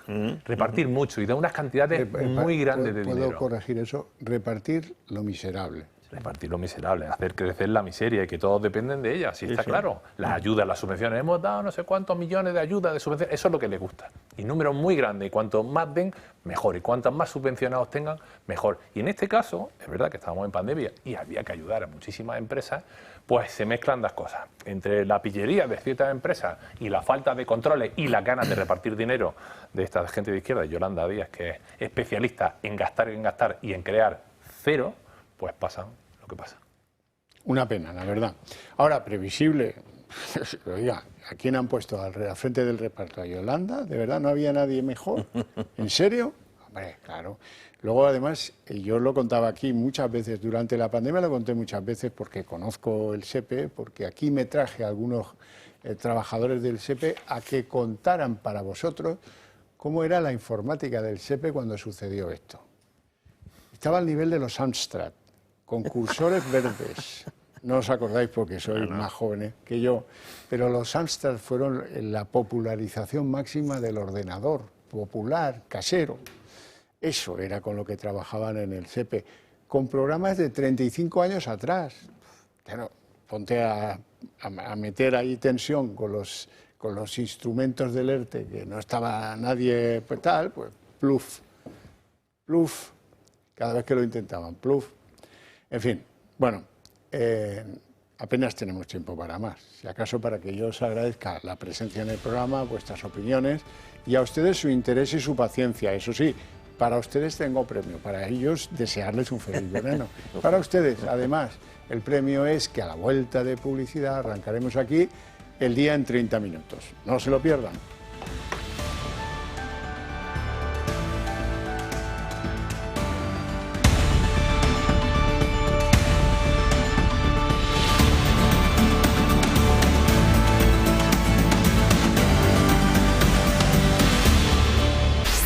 El día en 30 minutos. Álvaro García Ortiz ya no tiene recurso posible. Se va a tener que sentar en el banquillo en el desarrollo de una causa en la que él es el principal imputado, ya el único imputado, por algo muy grave, la revelación de secretos de un ciudadano. Es la causa más grave, pues probablemente, de las políticas que se ventila ahora en España, con permiso de aquellas derivadas de la ley de amnistía. La acusación, ya saben cómo es, reúne la condición de que ese ciudadano del cual se difundieron sus datos personales es la pareja de la enemiga número 1 del sanchismo, de Isabel Díaz Ayuso. Él no piensa dimitir y en el auto de la Sala de Apelaciones del Tribunal Supremo ha pesado en su contra que él borrase sus dispositivos justo cuando Lauco entraba a registrar su despacho y que reconociera, muy al principio de este caso, seguro que se acuerdan, que él era el único responsable del filtrado. ¿El juicio cuándo será? Pues probablemente en otoño. Eso sí, el fiscal o la Sala de Apelaciones del Supremo ha dejado fuera del asunto a la fiscal jefe de Madrid. El procesamiento, ahora sí, de Álvaro García Ortiz no ha hecho cambiar al Gobierno de opinión. Desde Moncloa defienden la inocencia de Álvaro García Ortiz y a la vez reiteran su defensa a ultranza de las decisiones judiciales, algo a todas luces contradictorio. Desde el Partido Popular creen que la persona que debe perseguir el delito no puede estar sentado en el banquillo de los acusados. Hoy su portavoz, Esther Muñoz, pedía su dimisión. La van a escuchar. Volvemos a insistir en algo que llevamos diciendo desde hace mucho tiempo. El fiscal general del Estado tiene que dimitir inmediatamente. No hay otra opción. No cabe otra opción. España no se merece la vergüenza de tener a su fiscal general del Estado procesado e investigado por la comisión de presuntos delitos. Esto no está pasando en ningún país de nuestro entorno, en ningún país democrático. Y por lo tanto, volvemos a exigir con mayor firmeza la dimisión inmediata del fiscal general del Estado. Bueno, la apertura de juicio oral añade más presión si cabe al Ejecutivo, que a día de hoy no valora cesar a García Ortiz. La ley tampoco le obliga a ello. El Estatuto del Ministerio Fiscal tasa todos los supuestos susceptibles de dimisión, pero no menciona el procesamiento, algo que no había ocurrido hasta ahora. De aquí, la letra D, sí que podría encajar en el incumplimiento grave de sus funciones. Moncloa se acoge a la presunción de inocencia y asegura que hasta que no haya sentencia no podrá probarse esto, que ha habido un incumplimiento grave. El Supremo ha dado luz verde para que el fiscal general del Estado se siente en el banquillo imputado por una presunta filtración de datos de un contribuyente, el pareja de Isabel Díaz Ayuso. La gran amenaza para este gobierno. Es una buena oportunidad para presentar la dimisión ante la gravedad de su situación en el caso. Aquí la condena es bastante obvia que se va a producir. Además ya no le queda posibilidad de recurrir ante ningún tribunal. Hay que obrar en consecuencia, por el bien de la institución, de la Fiscalía que encabeza. Otra cosa es incomprensible y una barbaridad que va a contribuir al desprestigio del Ministerio Público, hacerlo trizas. Hace mucho que Álvaro García Ortiz debería haber dejado el cargo, como le reclaman insistentemente las asociaciones de fiscales. ¿Por qué debería haber dejado el cargo? Pues porque preside el órgano que tiene constitucionalmente encomendada la promoción de la acción de la justicia, el velar por la independencia de los tribunales y el procurar ante estos la satisfacción del interés social. Y eso sin prestigio no se puede hacer. Todo eso se lo ha saltado el señor fiscal general del Estado, imputado y ya sin recurso posible. Pero lo sorprendente es que desde Moncloa le mantengan el respaldo a Álvaro García Ortiz al tiempo que manifiesten su respeto a la justicia. Ambas cosas a mí se me antojan incompatibles. Si uno respeta a la justicia, pues lo lógico es que quiera salvaguardar el Ministerio Público. En fin, son cosas propias del más puro estilo Sánchez, desafiar todas las lógicas democráticas, saltarse los preceptos constitucionales como el de presentar presupuestos y decir pues, que a pesar de que las normas sugieran otras soluciones, él va a seguir en el cargo, aún a pesar de que se tiña de color basura buena parte de lo que nos importa a los españoles, de nuestros pilares básicos del Estado. Bueno, y un día más tenemos que hablar de Koldo García porque los audios incautados por la Guardia Civil dejan en una situación bastante delicada a varios miembros del Ejecutivo. En varias de estas conversaciones se habla de la buena relación que tenían José Luis Ábalos y Pedro Sánchez y se habla también de un tal Óscar que habría hecho favores a empresas a cambio de algunos trapicheos. Koldo García, ante esta expectación mediática, ante los audios incautados, ha pedido su secuestro judicial, a la que el juez se ha opuesto. El denominado como caso Koldo sigue bajo el foco de las investigaciones judiciales. Un caso, recordemos, que no solo pone entre la espada y la pared a Koldo García y a José Luis Ábalos, sino que poco a poco acecha también al propio presidente del Gobierno.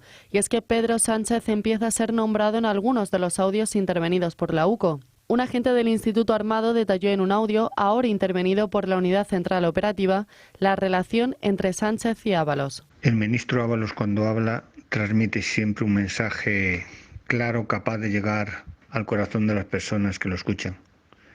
No me extraña que el presidente Pedro Sánchez deposite toda la confianza en él.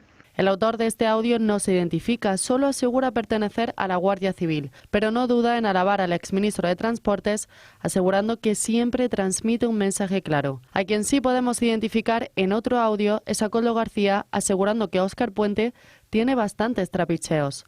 Un audio que podría complicarle y mucho las cosas al actual ministro de Transportes. A ello se suma ahora la querella interpuesta por Ábalos. El exministro se ha querellado contra las autoras de la auditoría del Ministerio de Transportes por presuntos delitos de falsedad documental y falso testimonio de perito. Una auditoría que se realizó durante las compras de mascarillas durante la pandemia y que derivó en la imputación de Ábalos en el caso Koldo. Y la policía investiga un robo en la casa de la exmujer de José Luis Ábalos esta madrugada en el barrio madrileño de Lavapiés. Se trata del inmueble en el que reside la hija mayor de edad de José Luis Ábalos y en el que también vivió el propio Koldo García, que recientemente denunció otro robo en la casa de sus padres en Benidorm. Los ladrones que entraron en la vivienda en torno a las 12 de la noche sustrajeron al menos 2 ordenadores, un teléfono móvil, una cámara fotográfica y 300 euros. El robo se produce unas horas después de que el exministro haya presentado una querella contra Óscar Puente por la auditoría que le incriminó en el caso Koldo. Al juez le parece mal que haga tantas declaraciones Koldo García, pero ahí le tienen de nuevo en los platós. Se ha hecho con una gorra del estilo Villarejo, habla con la voz susurrante del que no ha roto nunca un plato y dice que tiene mucha pena por el tratamiento que le están dando a Santos Cerdán, colega del Peixot, porque es una salvajada que le tengan en la cárcel. Pues hombre, a mí me parece una salvajada lo que han hecho con ese señor, personalmente. ¿Por qué? Porque tengo mi opinión, jurídicamente no entiendo por qué está en prisión. Bueno, malas noticias para la familia de Santos Cerdán y para el socialismo navarro, porque la hermana de Santos Cerdán también cobraba de Servinavar 2000, la constructora que la trama utilizó para algunos asuntos en Navarra. Esa constructora, Servinavar, la que tenía como socia Santos Cerdán, con un 45% del capital comprado por 6.000 euros, le pagó 22.000 euros a la hermana de, como digo, de Santos Cerdán en el año 2020, no hace tanto. La documentación enviada por la Hacienda de Navarra revela que esta empresa también le transfirió 69.000 euros a Óscar Arizcuren, exsecretario general de UPN y exdirectivo de AENA. La pregunta es si ese era un dinero para que tuvieran obras de AENA en sus manos, la trama y sus beneficiarios. Alberto Núñez Feijóo se comprometió ayer a tener lista a la vuelta de verano una lista con todas las leyes sanchistas a derogar. Hoy hemos conocido algunas de ellas, son las más polémicas de la pasada legislatura y de esta hablamos de la ley de vivienda, de la reforma de la ley Mordaza o de la ley trans. Destaca también la ley de amnistía, un gesto que sería simbólico, pues sus efectos jurídicos no podrán revertirse.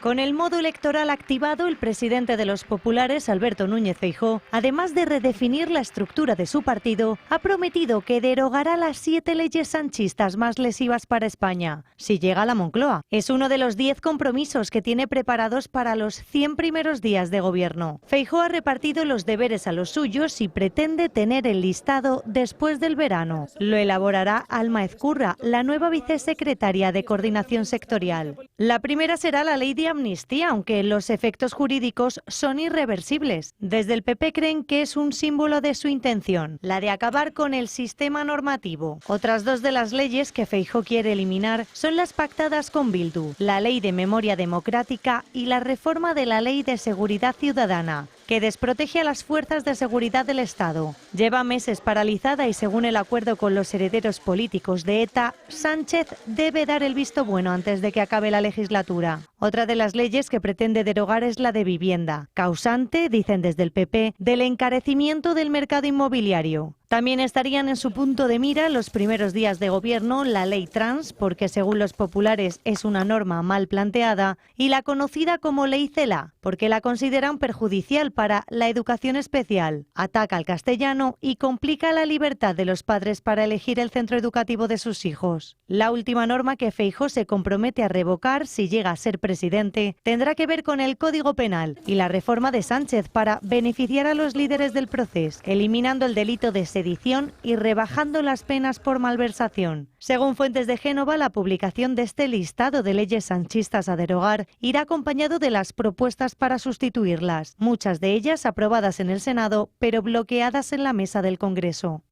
La Fiscalía Anticorrupción investiga al comisionado del Gobierno para la DANA por haber falsificado hace 30 años un título universitario para convertirse en funcionario de la Diputación.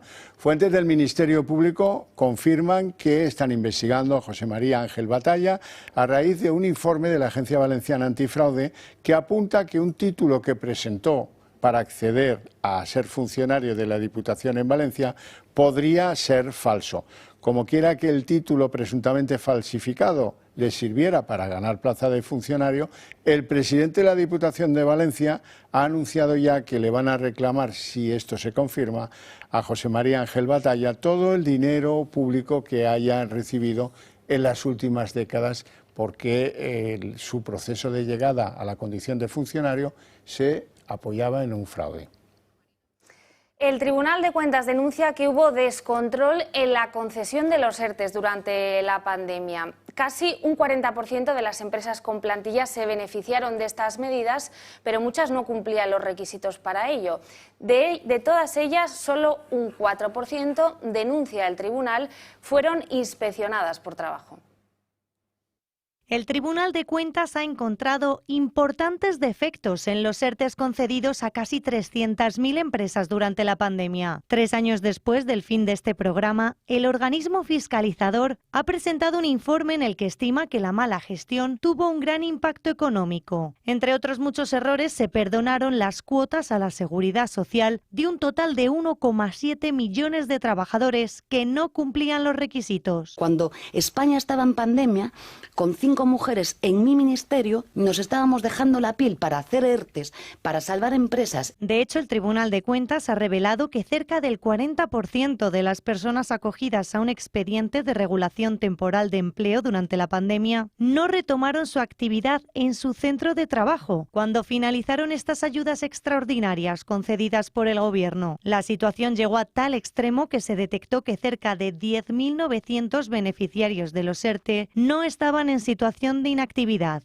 o al menos no se comunicó así. Es decir, que algunas empresas lograron incluir a sus trabajadores en el ERTE, sin justificar que su actividad se hubiera interrumpido por los confinamientos. El caos en la gestión fue tal que hubo duplicaciones en la tramitación de los expedientes e incluso fueron autorizados por órganos que no tenían competencia para ello. El Tribunal de Cuentas habla de resoluciones contradictorias e incongruentes. Sí se reconoce la excepcionalidad del momento, pero señalan que existieron deficiencias de coordinación entre administraciones que dificultan, incluso a día de hoy, el control adecuado. El Tribunal de Cuentas denuncia además que la escasez de inspectores de trabajo impide analizar y perseguir el fraude en estas prestaciones, ya que solo se ha actuado sobre el 4% de las empresas sospechosas de incumplimiento por los ERTES. Y en la página de Sociedad les tenemos que contar que un incendio de nivel 2 se está desarrollando, se desató en la tarde de ayer, pero se sigue desarrollando al sur de la provincia de Ávila. Varias fuentes de los bomberos que están atacando este frente avisan de que tuvieron ayer en la tarde y en la noche fuertes vientos que han complicado todas las tareas de extinción de un territorio en el que ya se había producido un incendio en 2009 y la zona, según los bomberos, está sucísima, llena de todo tipo de producto vegetal combustible que arde además muy fácilmente. Las llamas han provocado un desastre. En primer lugar, un bombero que ha muerto cuando intentaba incorporarse como voluntario a las labores de extinción. En segundo lugar, pues el confinamiento de la localidad de Montbeltrán y algunas urbanizaciones que están cerca de esa localidad. En tercer lugar, un camión de la Unidad Militar de Emergencia que se quemó, que este giro que producían los vientos vespertinos lo rodeó y lo quemó mientras la Unidad Militar de Emergencia estaba en plena pelea con el incendio. ¿Cómo va ahora el incendio? Pues el incendio sigue activo, aunque pues los trabajos al final acabarán por dejarlo por lo menos controlado, perimetrado, pero ahí siguen peleando contra las llamas de forma bien complicada. Y en Oporriño, en Pontevedra, la Guardia Civil investiga la muerte de una trabajadora social de 48 años mientras asistía en su domicilio a un matrimonio. Todo apunta a que el hombre, un jubilado de 73 años, la golpeó con un arma doméstica contundente. La Guardia Civil halló a la mujer con golpes y sangre en las inmediaciones de la vivienda y al supuesto autor desorientado y realizando manifestaciones incoherentes.